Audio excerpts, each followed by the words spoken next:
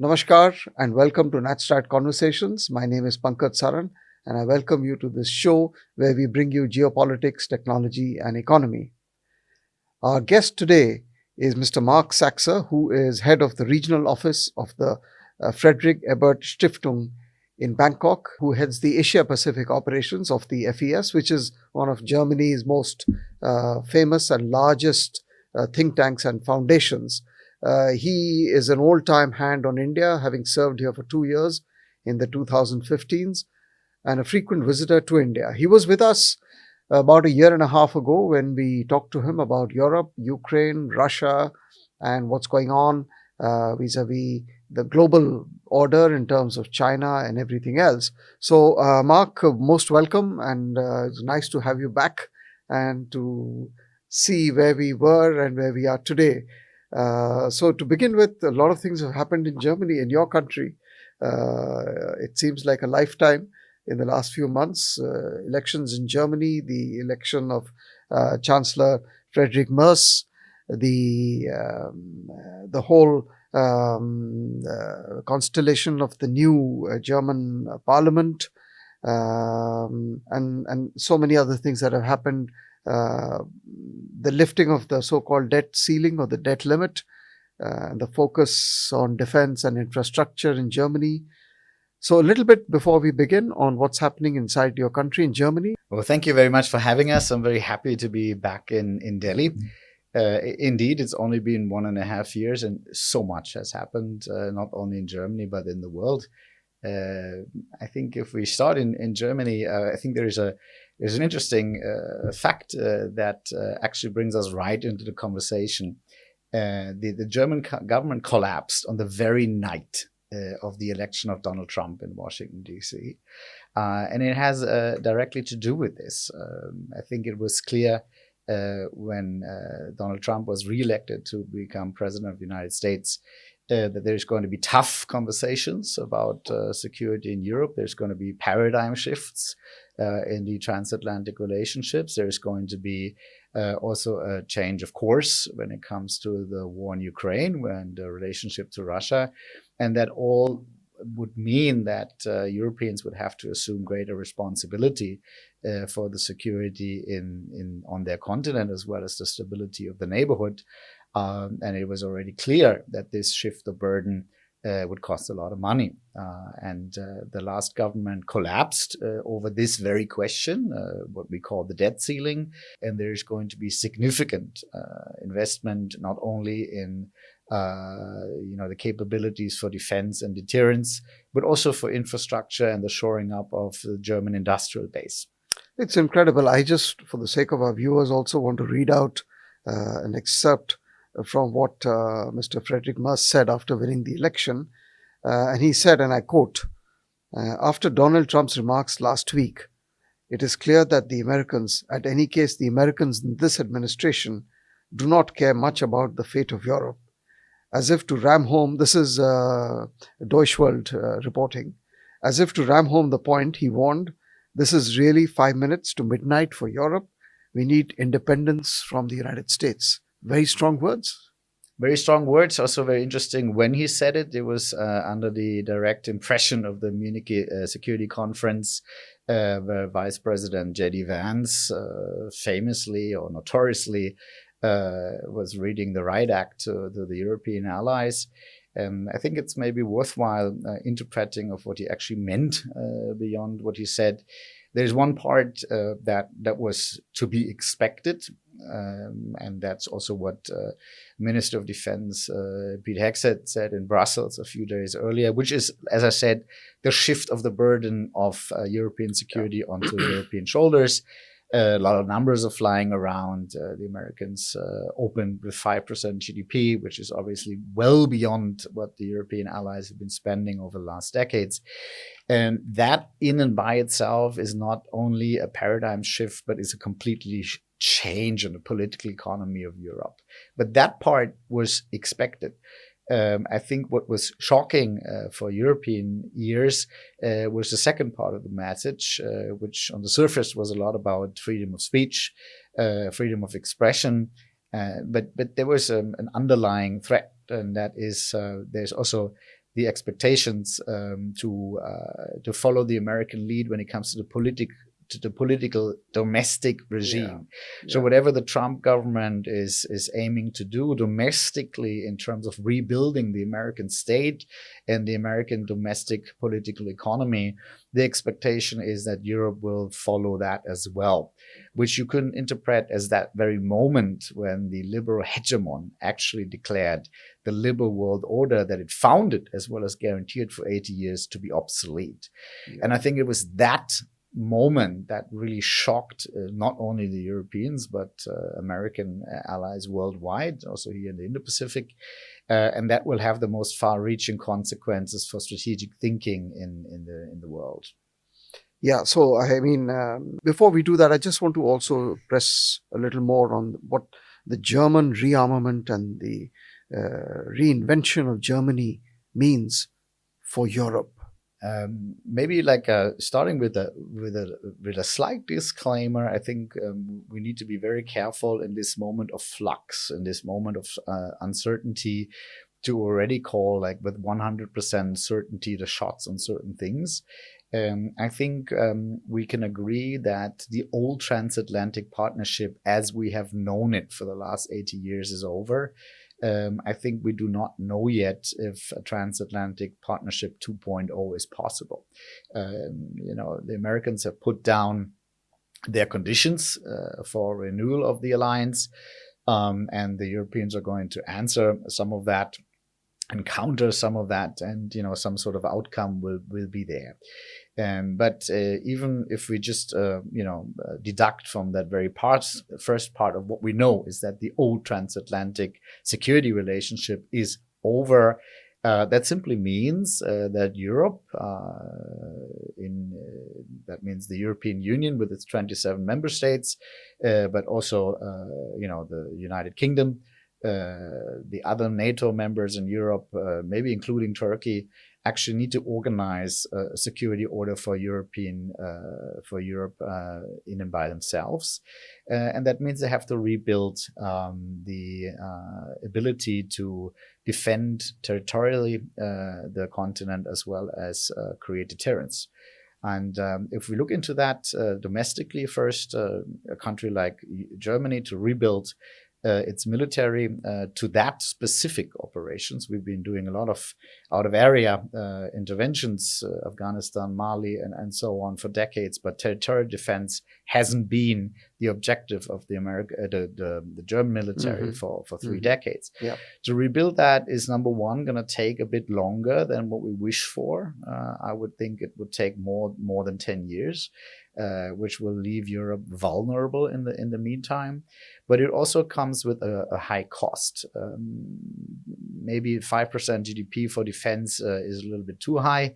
That would be maybe more the American opening salvo, so to say, in a negotiation. But if we look at the challenges that need to happen, and we take defense, and we take the crumbling infrastructure, and we take, the industrial base, which is in dire straits, which hasn't been very innovative, and which really sees that it's being outcompeted by the Chinese in the moment. If we take these 3 challenges together, plus all the other challenges, we're talking about, let's say, 4% GDP. Right? And now the domestic question is, who's going to pay for that? Who will shoulder this cost? You can either cut the social transfers for the lower third of the population, or you can tax the wage earners in the middle of the population, or you can actually tax the wealthy and the capital owners in the top third of the population. We need to be very, very clear. The social contract post-Cold War does not cover any of these solutions. So what we're talking about is the upending of the social contract, and therefore the political turmoil, including the rise of the populist right, is a consequence of the social contract to be obsolete. And we're seeing the renegotiation of the social contract in all of the Western countries. And that means that the whole rearmament discussion is not going to be linear, like security analysts wish that to be, but it's going to be very cumbersome with lots of changes, trial and error, because it's going to be a very big political conversation. In the last few weeks, since the advent of President Trump, correct me if I'm wrong, but we've seen more of talk by, let's say, the British Prime Minister and the French President, not so much from the Germans. Is there, what is the lineup between Britain, France, and Germany on some of these issues? Well, there is certainly like a technical reason for that. Germany has a caretaker government right now, which doesn't, I think, have the legitimacy to make this kind of far-reaching, I mean, life or death decisions, to be honest, right? This is one of the pivotal moments in European history. So I think we have to wait a few days. And I think it's really like a matter of 1 or 2 weeks before we're going to have a sitting government that is going to have a much more legitimate voice in these kind of negotiations. But maybe, you know, in that sense, it was also potentially a bit lucky that Germany had to take a back seat, because I think the initial reactions from our friends and allies have been maybe driven by the desire to show strength. Europe, rightfully so, is shocked, humiliated, actually, not to be at the negotiation table when the very fate of our own continent is being decided over our heads, right? So I understand that there was a strong need to signal strength and actually show what Europe would be capable of doing. But if you're referring to the planes in the air, boots on the ground, proposals that the so-called coalition of the willing has been proposing. I mean, 2 weeks later, 3 weeks later, if you read documents coming out of Paris, not so much is left of that. And to be frank, that was pretty clear. I find it difficult to believe, hard to believe, that the Russians would ever accept European combat troops on Ukrainian soil. So that whole proposal, I think, to me, was maybe not going into a realistic direction, and rightfully so. I think it's now been downgraded, right? Yeah, interesting. No, so tell me, what is your prognosis, and how do you read the current peace moves on Ukraine in terms of the Russian-American dialogue, the Riyadh talks, the ceasefire issue, and as you mentioned just now, this question of peace enforcement or peace observation. Someone told me that you probably need 100,000 troops on the contact line, but you just mentioned that. But how do you read what's going on in the next, for the next, let's say, few weeks, months? What's your sense? Well, first of all, I think it's important, again, to note that the Europeans are not on the table, which in and by itself is already a humiliating fact. Second, there are a lot of solutions being discussed, which are probably more realistic, that European combat troops on the Ukrainian soil, which means extra European peacekeeping forces on European soil, which again, I think is a humiliation for Europe. So that maybe is important to know. But the interesting question now is, what are the Americans and the Russians actually talking about? I mean, certainly there is, let's say, the more immediate tactical conversations that they're having about ending the hostilities on Ukraine.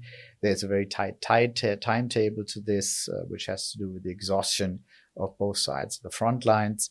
But I think there is two more further reaching conversations that those two are having. And let's say there is one European question, is Russia demands a sphere of influence which would cater to its security interests.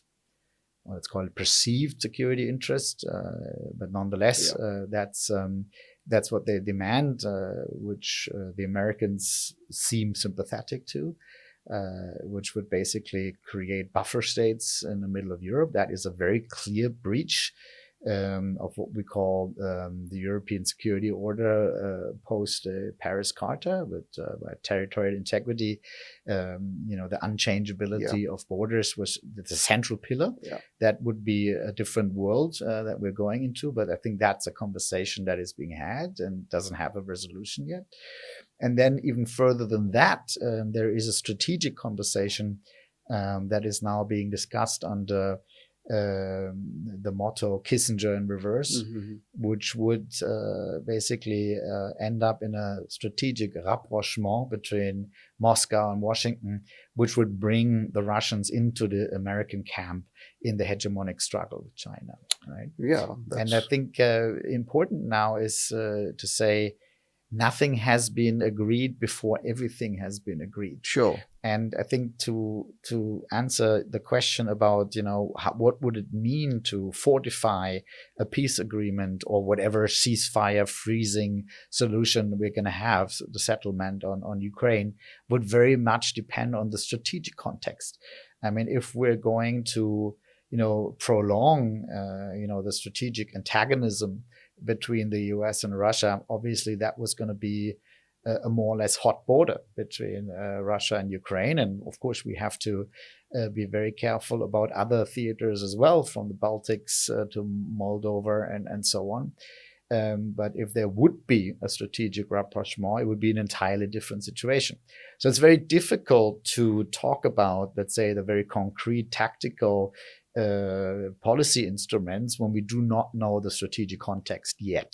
Yeah, I mean, interesting, because the other day President Trump was saying he's quote unquote pissed off with President Putin. And so there seems to be some grandstanding, some flip-flops in the public domain.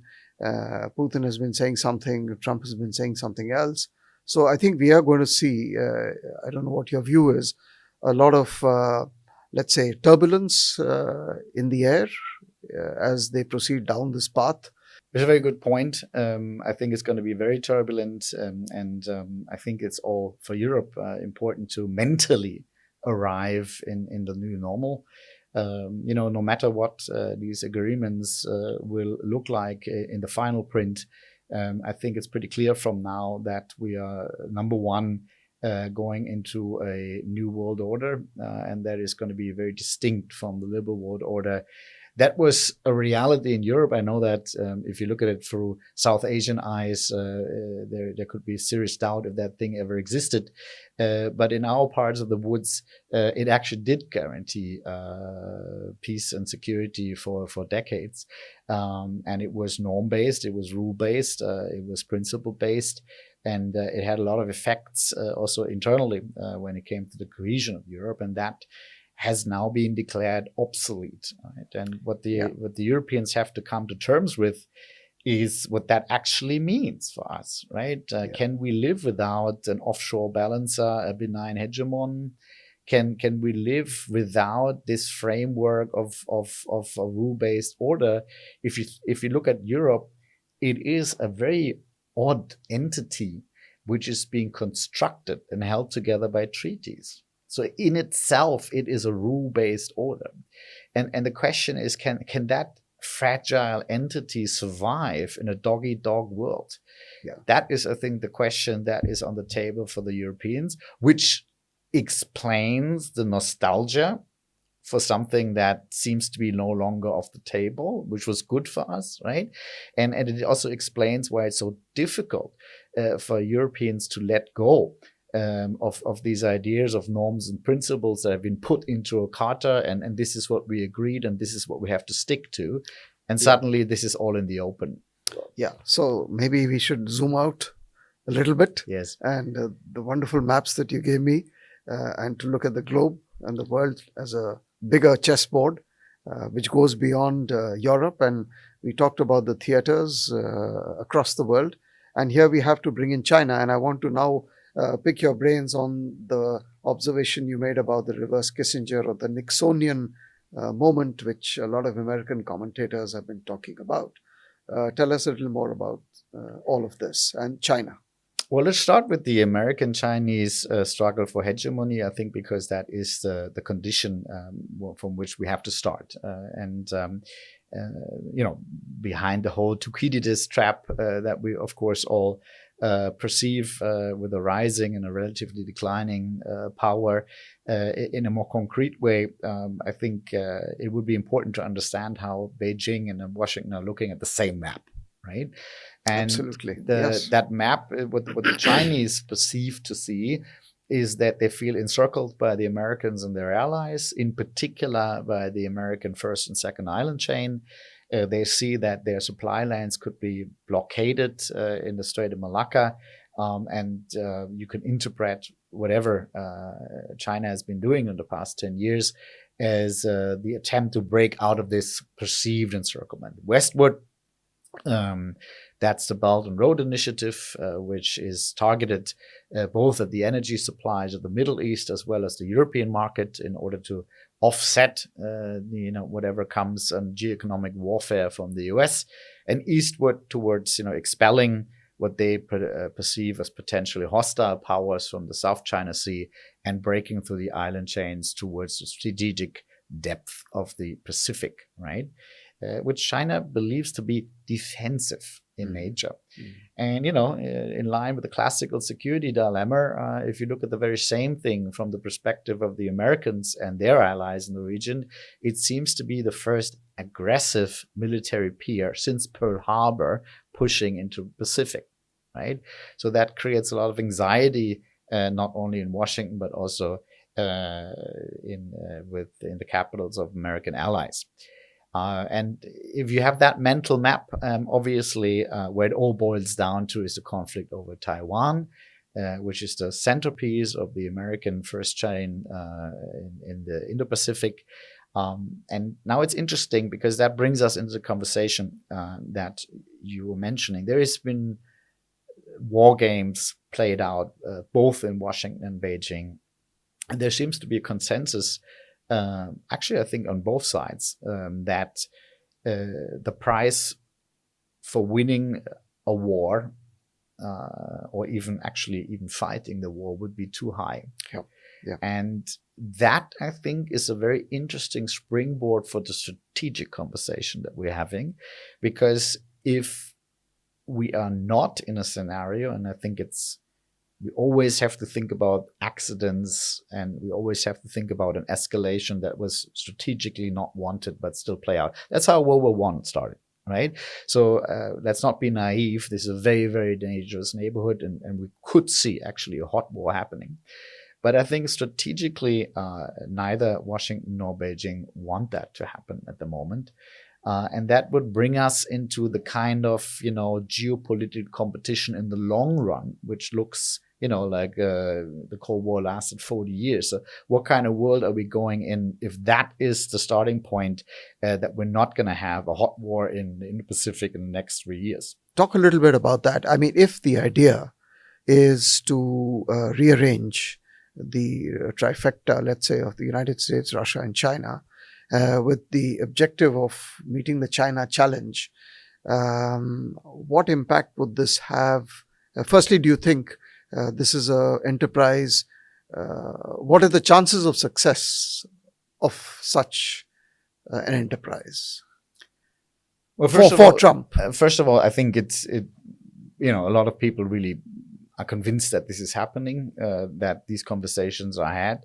And I think the reason why we're having this conversation is because you see an increasing realization also, from the United States, where we did have a hegemony of the premises that actually wanted to win, ideally a Cold War or maybe even a hot war with China. And these people are increasingly on the defense.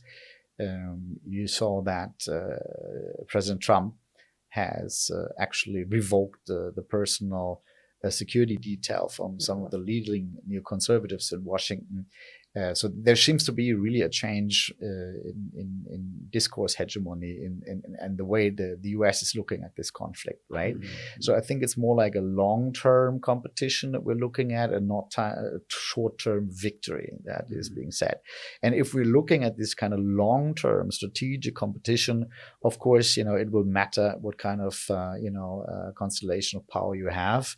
If we're looking at a world where you have three contenders for great power status, as you said, the US, China, and probably Russia, potentially five, if we look at India and the European Union as well, then you're going into a world which is going to be a concert of power. And that concert of power will function very similarly to what the concert of power, which also had five great powers, by the way, in Europe had in the 19th century, which is constant balancing and hedging and seeing that you may seek some sort of equilibrium and you may arrive at some sort of stability, which actually would also open the possibility for cooperation or at least reduce the potential for conflict. So that could be the de facto world order that we're entering. And in that world order, a Kissinger and reverse logic makes a lot of sense. It's like you're basically moving the balance of power towards you by shifting one of the other great powers towards your side, right? And I think that is that mental game that I think will be much more difficult for Europeans to understand than for Indians, because you guys always lived in that world and we're just re-entering a world that we should know but somehow seem to have forgotten. That's interesting. I mean, even the way, for example, the Europeans look at China will change. I mean, it's, I think, already changing, already happening, and that's another big shift that is occurring and probably will become more acute as time goes by. I mean, if all parts of the system begin to move, then surely the Europe-China relationship will also undergo some changes. Well, I mean, the way I understood the conversation between the US and its European allies over the last decade, under previous administrations, there was always a lot of pressure for decades to shift the burden. But there was always, basically two options. It's like either you join us in the Indo-Pacific in some sort of a strategy to contain China, or, we shift the burden of the European theater onto your shoulders, and that actually allows us to shift our resources and finally pivot to Asia. And I think while this has been formulated by the Obama administration, Trump won, and then the Biden administration probably would have been formulated by a Harris administration. I think the Trump administration has now called the shots, right? And they're basically saying, okay, so you're not coming. So the burden shift is happening, and maybe you see yourself being on your own. Immediately, the relationship between the Europeans and Chinese are getting better. Yeah, so it's actually therefore getting more difficult to say what is likely to be the shape of this concert of power that you are talking of.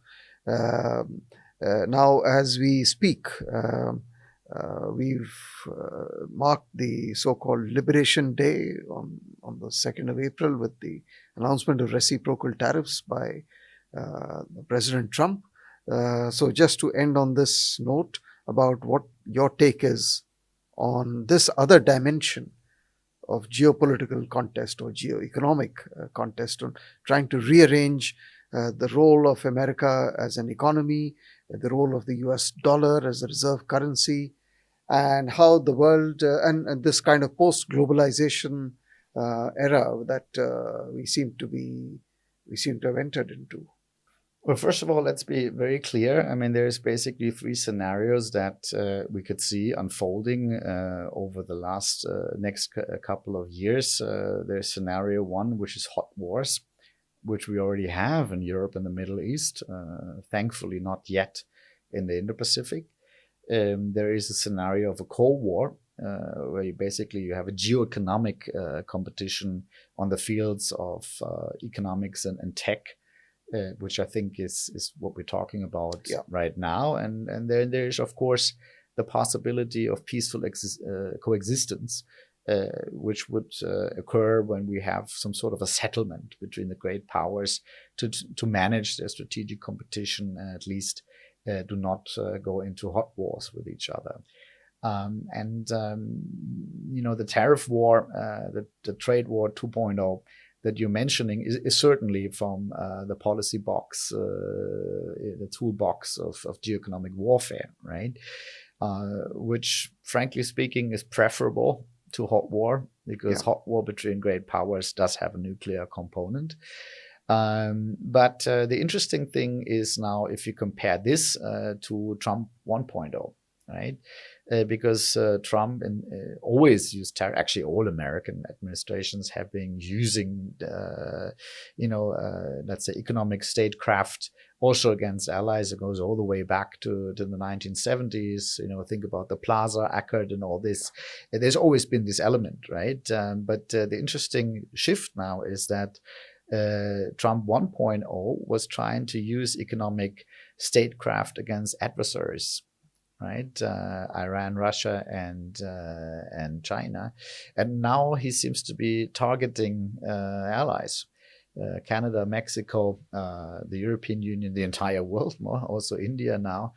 And I think that seems to be driven by the belief that they are much easier targets, right? So how is this really going to work? We need probably a separate conversation just on the whole tariff war, but how is this going to play out? I mean, if everyone's so everyone pays more tariff, and there are differential tariffs among different countries. The American consumer obviously pays more, but people are talking about recession and so on and so forth. I mean, are there going to be winners and losers in this, or is the global economy going to suffer as a whole? We're certainly moving out of the win-win mindset, if that ever existed. I think that's the bad news. I think it really boils down on the strategic dependency of countries on the US, both security guarantee as well as the American market.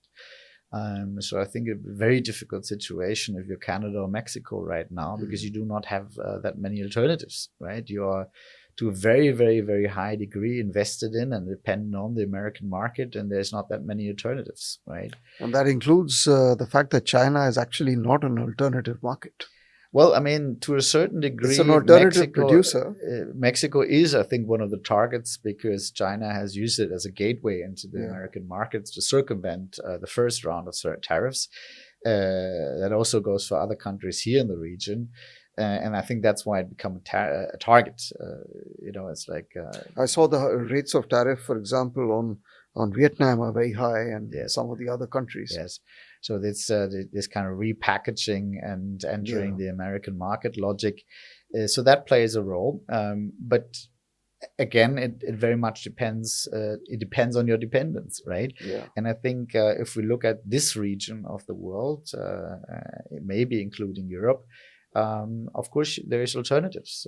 I think the American dominance in the world trading system, the American dominance as an economy is not the same as in the 1970s, right? Yeah. There are alternatives, and that actually opens up not only the possibility of balancing and hedging, but also maybe going into this kind of tit-for-tat tariff war.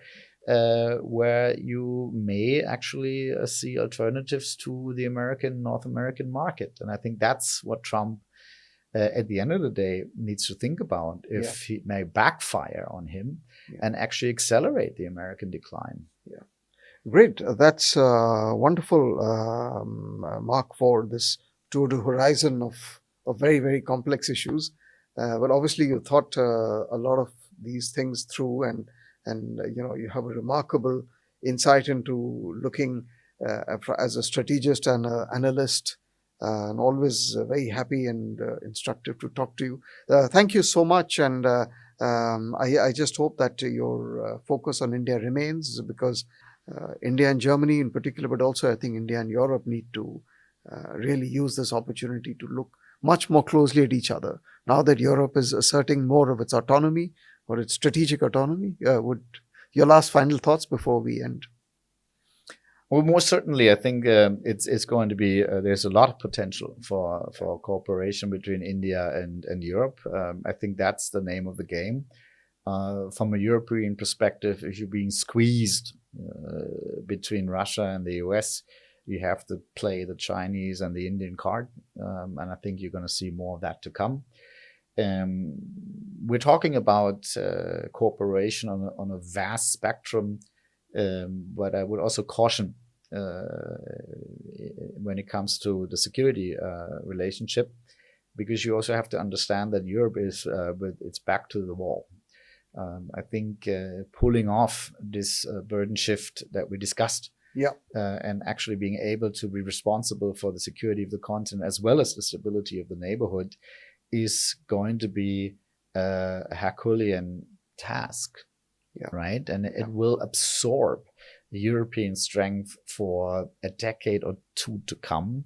And I think it would be wise for Europe in the narrow sense of security, not in the sense of economic partnerships and tech partnerships. That's a different story. But like in the very narrow sense of security, to really focus its limited capabilities on the European theater. And I think if we come to an understanding, who can do what, I think the strategic partnership will become more mature. You think there's no, I mean, we can go on and on, but do you think there's any going back in a post-Trump world? I mean, I think we have to, it's a two-parter in that sense, because number one, the ascent, the rise, or the reemergence, one actually has to say, of powers like China, India, even Russia, and others in the global south is actually what is driving this. So the relative decline of the West, the relative decline of the US is something that's structural, and that was happening well before Trump.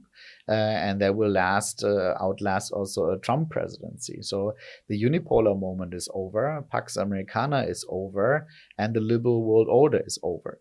The transatlantic partnership is a different animal altogether, because that also is a thing that could or could not work in a different shape or form into this concert of power.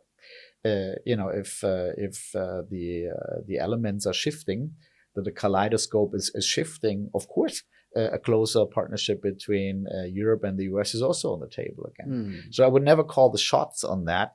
But going back into the world as it was, I think that is wishful thinking.